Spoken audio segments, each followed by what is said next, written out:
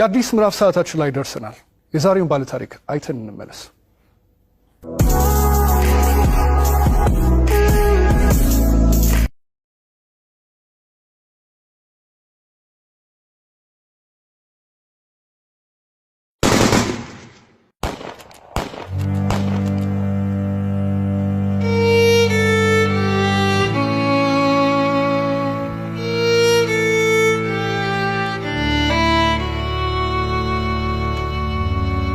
ስሜ ብርቱካን እባላለሁ። ተወልጄ ያደኩት ስናን ወረዳ ነው። ከእናትና ከአባቴ የመጀመሪያ ልጅ እኔ ነኝ።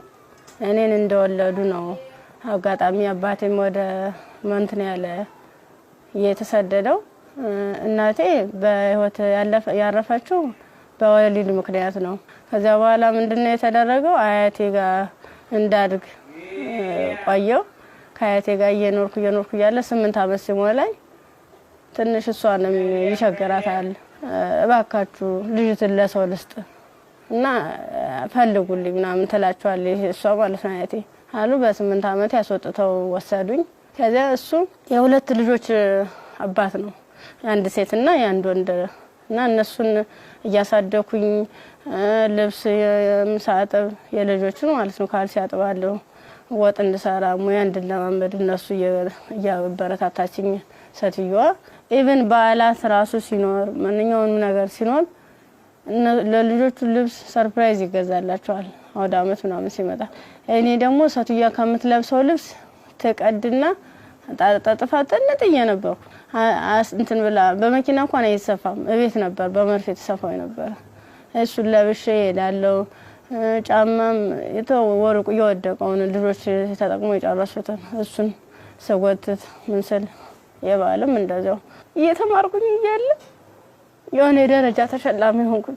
እስከ 8 ደረስኩ። ከ8ኛ ክፍል በኋላ የሆነ ስራ ምቢት ልብስ የሆነ እየተጎረመስኩ ስመጣ ስራው እያያዘኝ ትምህርቱም እያያዘኝ የከበደ ሲመጣ ስራዬን ለዲቱ ሙሉ ሰዓት አንተደላለሁ አልተኛም ነበር 24 ሰዓት ነበር። ከዛ ዩኒቨርሲቲ እንታሶርቲያ ክፍል ጨረስኩ። 12ም ያው 392 አመጣው። ውጤት ከመጣ በኋላ ወደ ዩኒቨርሲቲ ተመደብኩኝ።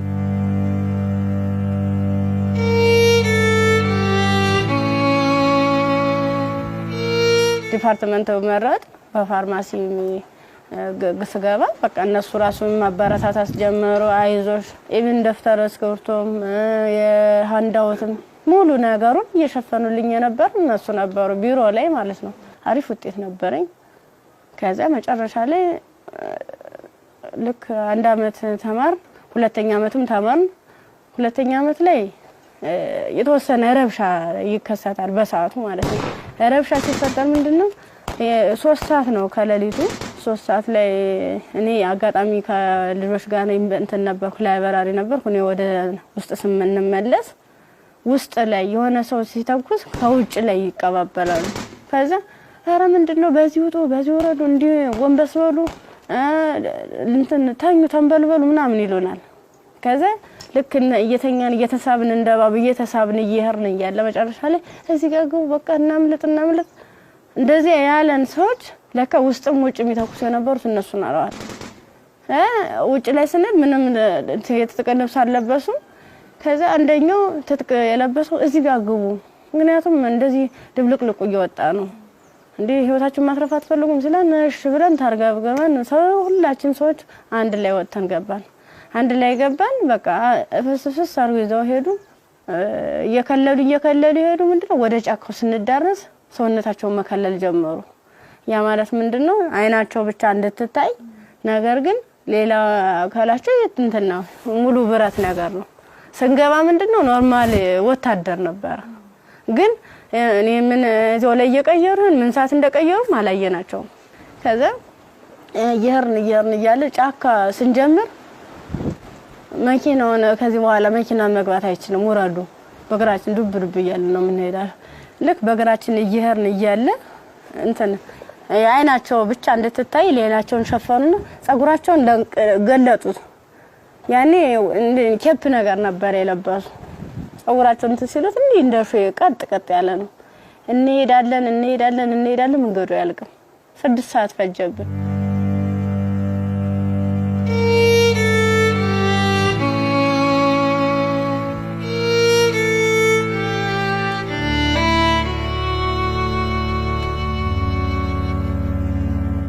መረስ አይቀርም ስንደርስ ምንም ነገር የለም ቤት የለም ምን የለም በቃ የሆነ ሜዳ ነገር አለ ትክክለኛ እንትን ማለት ነው አረንጓዴ ነገር አለ እዚህ ጋር ስፖርት ስሩ ይሄን ስልጠና መውሰድ አለባችሁ በዚህ ነው አሁን ያመጣናችሁ ምንድነው እናንተን ፈልገናችሁ ነው በቃ ለትጥቅ ስለፈለግናችሁ ስልጠናዎችን መውሰድ አለባችሁ መማር አለባችሁ ከዛ ሳናቸው ይዋል እያደር ትንፍስ እንዳትሉ እና ዳቦ ሲሰጡ እንደ ዳቦ ነው እንደ ንስ ይያሉ ነው እንደዚህ የሚወረውሩልን ማለት ነው አይጠጉንም ሁሉ ከዛ ይወረውሩልን እያነሳን እንበላለን ያው ሆድ አይደለም ይርበናል ምን ጠጣው ውሃ ስናጣ ደግሞ በለበስ ነው ልብስ እየዘፈዘፍን ምንጭ ነገር እናገኛለን ወራጅዋ ዝም ብሎ ቆሻሻ የተገደበ ነገር እናገኛለን እሱን ልብሳችንን እንዘፈዝፍና እንዲ ለመጥለቅም ስለሚቀፍ ልብሳችንን ዘፈዝፍና ልብሳችን እየጫመቅነ ነበር እንደዚህ ያንጠፈጠፍን ነበር ልብሳችን እየመጠጥን ምንጠጣ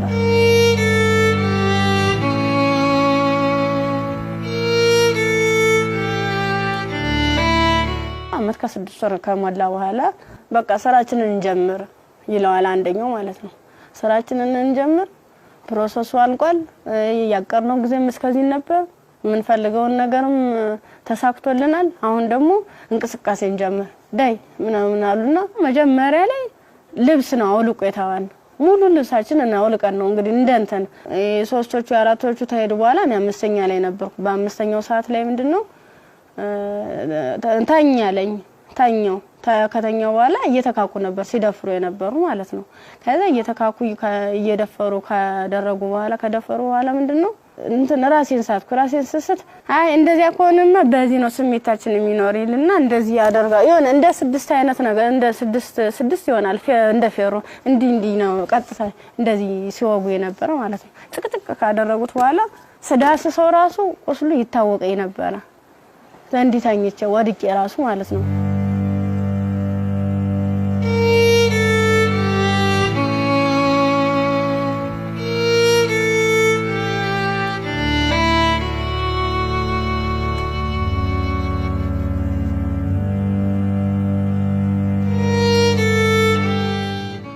ካንገት በላይ ደግሞ እንትን በምንድነው ጭንቅላቴ ነው ሁለት ሲመታኝ ይሄኛው ተከፈተ ጭንቅላቴ ማለት ነው እንደዚህ ያድርጓል ማለት ነው ሌላስ ምን ይሻላል ከዛ የሆነ ሚንትን የሚልም ነገር አለ ቢላ ማለት ነው በሱ ይፈቀፍቀዋል ጻጉሬን ማለት ነው ሲፈቀፍቅ እየደማ ነበር በዚህ ሚተለትላሉ እንደምላጭ አይነት ነገር ይዘዋል የሁሉ ትልትል ነው ይሄን ማህፀኔ ከተጨቀጨቀ በኋላ ምንም አላስታውስ ሜትተጣል ምን ሆነ ግን ምንድነው በስድስተኛ ቀና በየንተሰል ምንም ነገር የለም ከጎኔም ረሳለ ከጎኔም ልጅ ተርትላለች በቃ ከሷ የተሻልኩ ስለሆነ የለበስኩትን አረቄን ልብሴን ሙሉ ጫርጌ አውልቄ እንትን አሰርኩት ተንትኑ ጋር አጣብቄ አስሬ እየጎተትኩ ያ ማለት ምንድነው እኔ ሙሉ አካል ስላለኝ ነው ያንስ አድርጌ ነበር እየጎተትኩ ይተላቀስ ርያል በቃ አርቃንሽን ሆነሽ በጣም የሚያሳዝነው ቁምጣ ነበረች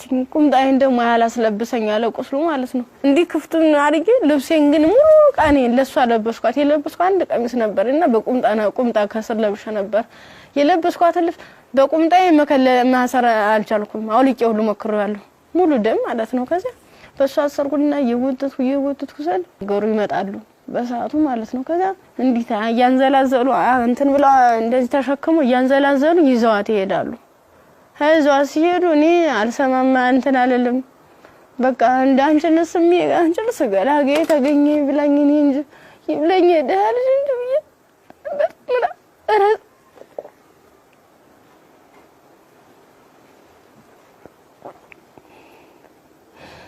ይብለኝ እኔ እንጂ ብዬ ያርኩኝ ከዛ ያርኩኝ አላቋልኝ ሀገሩን እንዳልጠየቅ ምኑን ልጠይቃቸው በቃ ውስጥ የተጨነቀው ሁሉ መጨረሻ ላይ ጫካውን ስጨርስ ከተማ አገኘሁ ከዛ አባቴ እኔ ምን ዩኒቨርሲቲ ተማሪ ነበርኩኝና ልብሴን አጋጣሚ ልብስ ለብሼ እጅ ሌባ ወስዶብኝ ነው እስኪ ማከ ገዛልኝ አልኩ ስገዝለው 50 ብር ሚላ ሰናገኝ ከሱ ላይ 50 ብር ከፍሎ ልክ አንድ ዝምሮ ጥቁር በጥቁር አይነት ነገር ነው እሷን አለበሰኝና በቃ ልጅሽ ሊሊ ብሎ ዩኒቨርሲቲ ሲሄድ ቀጥታ ዳይሬክተሩ ቢሮ ነው የገባሁት። ከዛ ቀጥታ ዳይሬክተሩ ቢሮ ስገባ ምንድነው ሙሉ ነገሩን ካየ በኋላ ህክምና ውስጥ እንደገባ ማህፀን እንዲታሸግ ከአንገት በላይ ያለው እንዲታሸግ ተደረገልኝ። አሳሸገኝ እያለ በቃ ሰለቹኝ ማለት ቁስሉም ሊድን አልቻለም። እነሱም ካቅማቸው በላይ ሆነ። እኔ አማራጭ ምንድነው ዩኒቨርሲቲው ትምህርት ቤቱ ፊት ለፊት መለመን ጀመርኩኝ።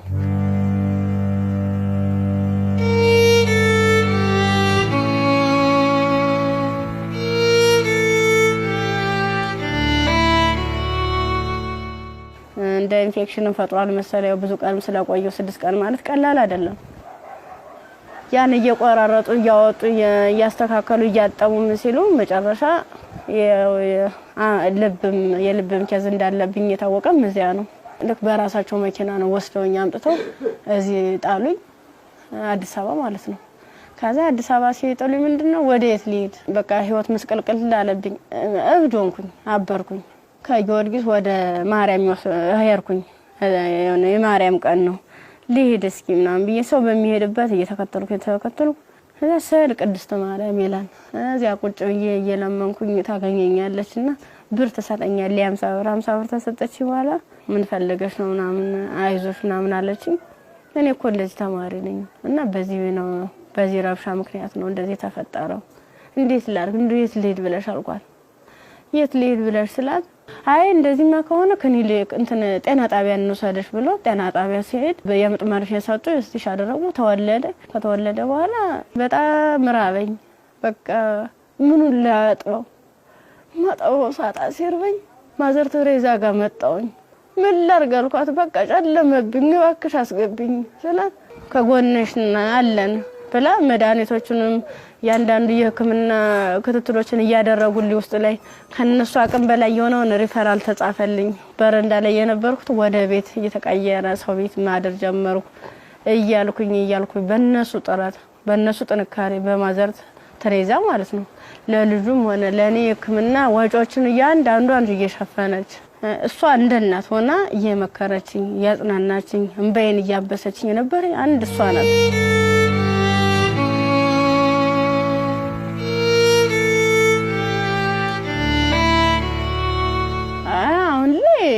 በጣም ከባድ ነው። ልጁም ከፍ እያለ ሲሄድ ጡት በማጥዋት በሚችልበት ሰዓት እየደከመኝ እያመመኝ ትንፋሽ ማጠር በቃ ድክም ይለኛል። መንቀሳቀስ አልችልም ያን ያክል ማለት ነው። ብዙ መድኃኒቶች ነው የምወስደው። የሚዋጥ መድኃኒት አለ መርፌ አለ እና እነሱን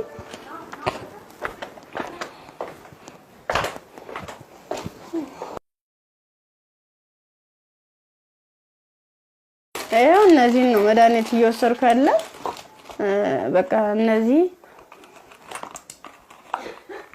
የሚዋጥ መድኃኒት አለኝ መርፌ አለኝ። ይሄን ነገር ነው እየወሰድኩ ያለው እና ይሄን መድኃኒት ስወስድ ደግሞ ለኔ የሆነ ማለት ምግብ ያስፈልገኛል። ምበላው መጠጣው የለም መታየት ነው። ደረቅ ኮቾሮ ነው። አሁን ቅድም እንደውም ሳዘጋጅ ነበር ኮቾሮ እዚህ አለ ዘብዝፌ ነው የነው ያለው። አሁን የራስ በራስ ይውላል የዘብዝፌው ስለቆየው ቅድም ነው እናንተ ቀረጻ ያዘጋጃችሁ ያለ የዘፈዘፍ ማለት ነው። የዘፈዘፍ ካለ በኋላ ለልጅ ምንድነው ፍትፍት አድርጌ እኔ የምበላታለሁ እሱም የሚበላት ይችል ነው እና ሙዝብና እንገዛለታለሁ። ብስኩት መጠለያ ያስፈልገኛል። አሁን ያለበት ቤት ስፖንሰር አንድ ወር ከፍሎልኝ ነው ሄደ። ሌላውን ግን እየለመንኩ ነው ውጭ ላይ ማለት ነው። የሆነ ነገር የልጅውን ወደ 3 ወር አለፈው ሰው እንድንቆጣጣው ማለት ነው። መታጠቢያ ሰዓት አይደለም ብቻ ቃላት የለኝም። በቃ የድረሱልኝ ምን አንድም በቃ ወደ ፊትስ ምን አይነት ህይወት ነው የሚኖረው? ምንድነው ማደርገው? ለምን ነገር በጣም ይራበኝ ነው። በቃ ራበኝ እንትን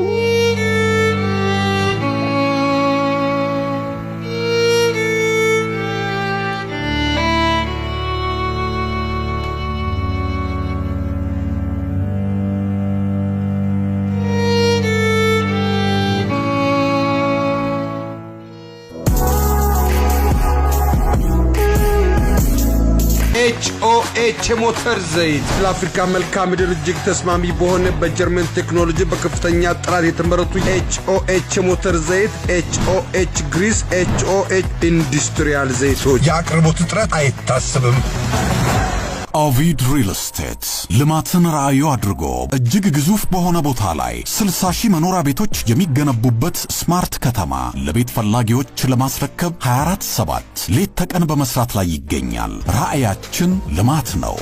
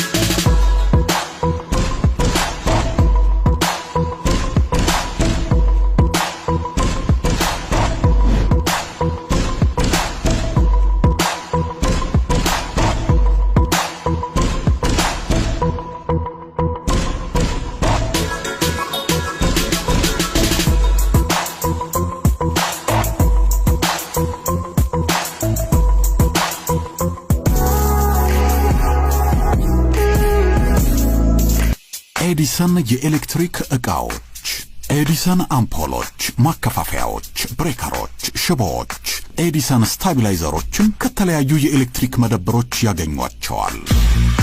ኤዲሰን ታላቅ ስም። የብርቱካንን ታሪክ ነበር አይተን የተመለስነው። ከዚህ ቀደም ብዙ አይነት እንደዚህ አይነት ታሪኮች ተሰርተዋል። ግን ይሄ እውነት ከኢትዮጵያዊነት የወጣ ፍጹም ኢትዮጵያ ውስጥ ይሄ ነገር ሲያጋጥማሉ ብለን እንድናስብ ራሳችንን እንድንጠይቅ የት ነው ያለነው የቱ ጋር ደርሰናል ብለን ያየንበትም ታሪክ ነው። ብርቱካን በጣም ተስፋ የነበራት ለዓላማዋ ታግላ እዚህ ጋር የደረሰች ጎበዝ ጠንካራ ወጣት ተማሪ ነበረች። ከዛ በኋላ ግን የመጣባት ነገር የሚያሳዝን ነው። የመጣባትን ነገር መቋቋም ባልቻለችበት ሁኔታ ላይ ደግሞ ተጨማሪ ነገር ወደ ህይወቷ መጣ። ያም ልጇ ነውና ለልጇ ብርቱካን ምን ብላ ይሆን ታሪኳን የምትነግረው ብዬ ሳስብ ነበር። በጣም የሚያስጨንቅና የሚረብሽም ጭምር ነው። የሷም ህይወት ተበላሸ ስንል እንደገና ደግሞ ህፃን ልጅ ወደዚህ አምጥታለች። የዛ ህፃን ልጅ ተስፋውስ ምንድነው? ነገስ የሚመለስለት መልስ ምንድነው? ይሄ ልጅስ እንዴት አድርጎ ነው አድጎ ሀገርን የሚረከበው ብለን እንድንጠይቅ የሚያደርገን ይመስለኛል። የብርቱካን ታሪክ በጣም ብዙ ሴቶች ላይ ያጋጥማል። ግን ደግሞ ይሄኛው የሚዘገንንና ለመስማትም ለጆሮም ለማየትም የሚቀፍ ነው ያገኘው። ያው ሰው ስትሆኚ ተፈተኛለሽ። አንዳንዴ የፈተናም አይነት አለው እንዴት ያለሽ በቃ በርግጥ ላያስችል አይሰጥም ይባላል። ግን ደግሞ አንዳንዴ ከመቻል በላይ የሚሆኑ ፈተናዎች አሉና እንደ ኢትዮጵያ እንደ ሀገር ደግሞ ስታስቡ እንደዚህ አይነት ሁኔታ የሚደረግበት ማህበረሰብ ውስጥ ነው እንደ ያለ ነው። በምን አይነት ሁኔታ ነው ህይወታችንን እየመራን ያለ ነው የሚለው ራሱ ሌላ ጥያቄ ነውና በጣም ከባድ ነው። የብርቱካን ቪዲዮንም ቁጭ እየሳየው እውነት ለመናገር አንደበት የለኝም። ከአምሮ በላይ ነው። እጅግ በጣም የሚሰቀጥጥና የሚዘገንን ከመሆኑ ብዛት የተነሳ ጭራሽ እንደውም ፊልም ነው እንዴ አክቲንግ ነው እንዴ የሚያስብል ሁላ። ምክንያቱም ያው ብዙ ሆረር ፊልሞችን እንሰማለን፣ ግን የእውነት መሬት ላይ የወረደ እንደዚህ በዚህ ልክ የሚሰማ ነውር ሁላ አለ ወይ እስከ ማለትም ድረስ አለና ብርቱካን እንግዲህ ስቱዲዮ ውስጥ ትገኛለች። አብረን ቆመን እንቀበላለን። እንኳን ደህና መጣሽ። እንኳን ደህና መጣሽ ብርቱካን። አረፍ በይ። እንዴት ብርቱካን? እንኳን ደህና መጣሽ። በጣም ነው የምታምሪው። በጣም ቆንጆ ከለሯ ራሱ እንዴት እንደሚያምር። ያው ዩኒቨርሲቲ ስንሄድ ሁላችንም የምናስበው ነገር አለ አይደል? ቤተሰብ ጋር ያለው ደስታ አለ፣ ስትሄጂ የምትዘጋጁ ዝግጅት አለ። ከሄድሽ በኋላ ደግሞ ያው ቤተሰብ ነው ገንዘብ የሚልከው እንፈልገው ነገር። ያን ጊዜ እንዴት አሳለፍሽው? ስትሄጂስ እንዴት ነበረ? ስሄድ 300 ብር ነው የተሰጠኝ። ያ ማለት ያን 300 ብር የሆነ ቦታ ላይ ትላካል ማለት አይደለም፣ አድርሶ የሚመልሰኝ ነው። አመት ሙሉ የሚዘልቅ ማለት ነው። ጓደኞቼ በፕሌን ጓደኞቼ በመኪና እየተመላለሱ በዓላትን ሲውሉ እኔ ግን ለአንድ አመት ተውሎ 300 ብር ነው ካልኩሌት ተደርጎ ይሰጠኝ ነበር። ስንት ነበር ትራንስፖርት? 150 ብር ነበር። ሄጃው እንደ ሴት ደግሞ ለሴት የሚያስፈልግ ነገር አለ ምን እንቀባዋለን የተፈጥሮ ጉዳይ አለ ለዚህ ሁሉ ነገር ገንዘብ ያስፈልጋል በምን ነበር ያን ነገር ምን ጓደኞቼ የተሻለ ህይወት ነበር እንትን የሚሉ ባለሀብት ልጆች አሉ እነሱ ነበር የሻር እያደረጉ እያዋጡ ነገሮችን የሚሸፍኑ ኢቭን ሞዴስ ራሱ ይገዙልኝ ነበር ጓደኞቼ ነበር ከጎን ያሉት ማለት ነው እሺ ከዛ በኋላ ያ ሁሉ ነገር አለፈና ዩኒቨርሲቲ ገባሽ ዩኒቨርሲቲ ገብተሽ ሁለተኛ ዓመት ተማሪ ሆነሽ ነው አዎ ይሄ ነገር ያጋጠመሽ እንዴት ነበር እስቲ ጊዜውን አስታውሽ ማለት በጣም ነው የሚከብድ 3 ሰዓት ላይ ልክ ከላይ ወረ 3 ሰዓት ዘጋብኝ መመለስ አልፈልግ እንደ ወጣሁኝና የሆነ ይሮራጣሉ ማለት ነው ሰዎች ስንሄድ በቃ አራ እንደዚህ ተኩስ የተነሳ ማለም ትሄዳላችሁ በቃ በዚህ ሄዱ ነው በዚህና እንትን በሉ እዚያ ካግቡና ሲሉን እኛ በሰዓቱ ተኛን ተቆርቁሮ ነው የመሰለን እኛ እንደዚህ ለማትረፍ ነው ብለን ተንደርድረን ራሳቸው መኪና ገባል የነሱ መኪና ምን እንደሆነ ረብሻ የሚፈጥሩ ሰዎች በመጡበት መኪና አዎ ከፍተ ነው ከኋላ 1 አመት ከ6 ወር ነው እዚያ የቆየነው ጫካ ውስጥ ምንም ነገር ሳይፈጠር አመት ከ6 ወር ምን ነበር የሚሏችሁ ትጥቀናው ልንቀየራችሁ ነው ተጣጣቃላችሁ አለበለዚያ ያሰብነው አለ እሱ እንሰራለን አብረን ምን ይሆናል ይያሉ የት ነበርስ የምታድሩት እዚህ ወጭ ላይ ብዙ ጊዜ ዛፍ ነበር እንዲታከልል ተነመለ ነበር እዛ በመጥቶንበት ጊዜ በተለይ ለሴቶች አስቸጋሪ ሁኔታ የንጽህና መጠበቂያ ማግኘት ነው ያንንስ እንዴት ነበር የምታሳልፉት የምን ንጽህና መጠበቂያ ነው መቀዝም ለንሰናክ ነበር ምንለው ከአንድ አመት ከ6 ወር በኋላ ምንድነው የተፈጠረው መጨረሻችን ላይ ሰልፍ አሳለፉን እርቃናችንን አውልቀው ልብሳችንን ካወለቁ በኋላ ሰልፍ አስያዙ እኔ አጋጣሚ ከአምስተኛ አካባቢ ላይ ነበርኩኝ ግንኙነት ከተደረገ በኋላ እንዲህ ሲጨቀጭቁ ራሱ በፌሮ ሲወጉ አላስታውስም ደንዝዟል ሰውነት ምን ያህል ሰው እንደተደረገ አላውቅም በስድስተኛ ቀን ስነቃ እንደማበላ ነው የሚፈሰው እሷ ደግሞ አንድ አካል ስለጎደላት ምንድነው አማራጭ የለበስኩትን ልብስ አውልቄ ለሷ ነገሮቿን አስሬ ነውቅፋ እየወተትኩ ጀመረ ጀመሩ እንዳላዝላት አልችላትም ከዛ አብረን ነው ቆመን ሄደው አንቺ ነው ቆጥቼሻለ ድምጽ ጥለኝ እንዲሁ ነው ሁለት አካለ ስንኩል ማን ይቀበለናል አልኳት እንግዲህ ማንም ቢሆን እንደዚህ ደም እየፈሰሰ እንደዚህ ምድሩ ሁሉ ጨልሞብኝ ነገ ወደ የተሻለ ህይወት አገኛለሁ ብዬ ነገ ወደ ጥሩ ቦታ ደርሳለሁ ብዬ አሰብኩት ይልል በቃ በጨረሻው እንደዚህ ሲያመር እንደዚህ ሲው በጣም ካፋኝ በቃ ለወሊውም ማለት ነገ ወደ ስደት ነው የምሆነው ምንድነው ማድረግስ የምችለው ምን አይነት መልኩ ነው ህይወቴንስ መጠገን የምችለው አይዞሽ የሚለኝስ ማንኛው ሰው ነው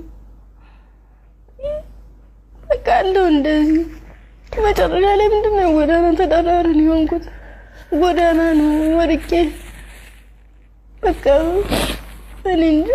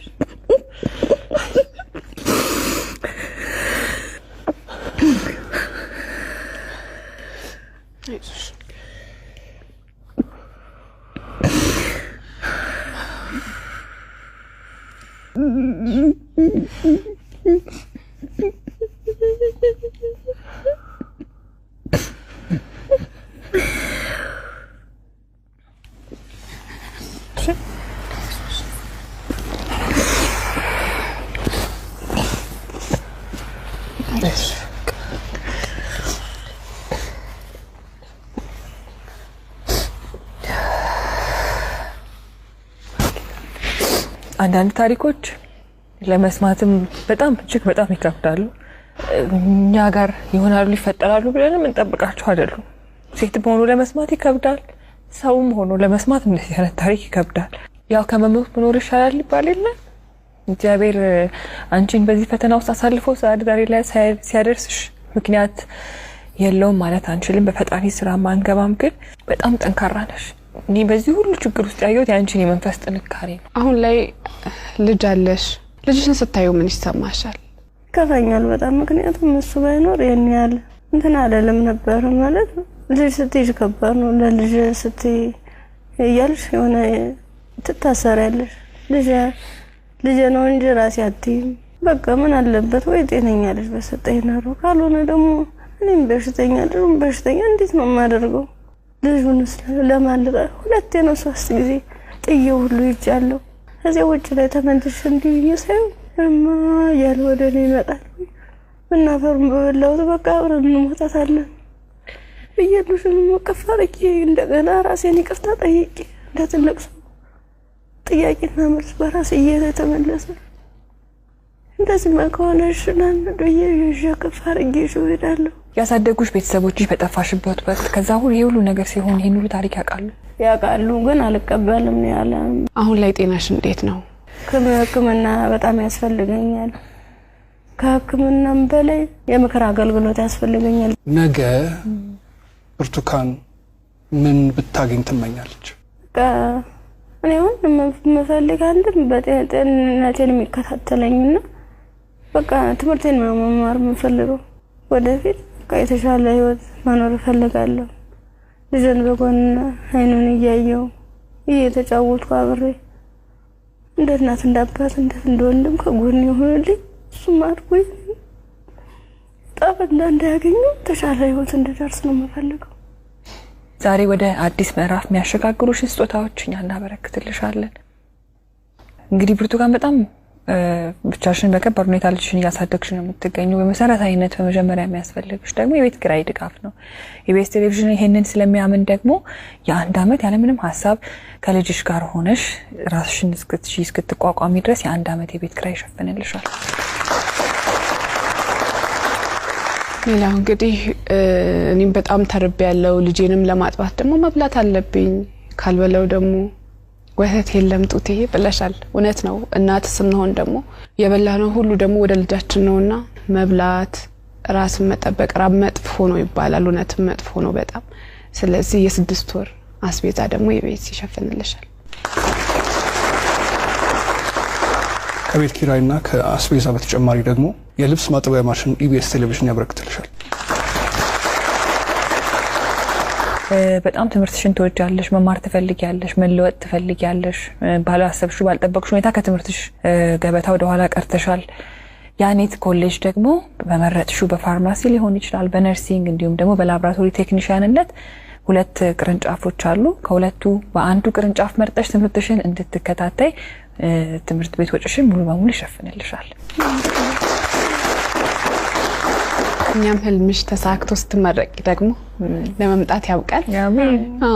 ሌላው ደግሞ የሰው ልጅ ሁሉ ነገር ለማድረግ ጤናው ነው ቅድሚያው ነገርና ብርቱካን የልብ ኬዝም አለባት፣ እንዲሁም ልጇም እንደዚሁ ሕክምና ያስፈልገዋል። ከምንም ነገር በላይ ደግሞ የሳይኮሎጂ ባለሙያዎች እንደዚሁ የሚያዩ ይኖራሉና የሕክምና ድጋፍ ያስፈልጋታል በተለያየ አይነት መንገድ። የልብም እንደዚሁ የሳይኮሎጂም የልጇም ጤናም ጭምር ማለት ነውና በዚህ ላይ ደግሞ ድጋፋችሁን እንድታደርጉ እንላለንኛ።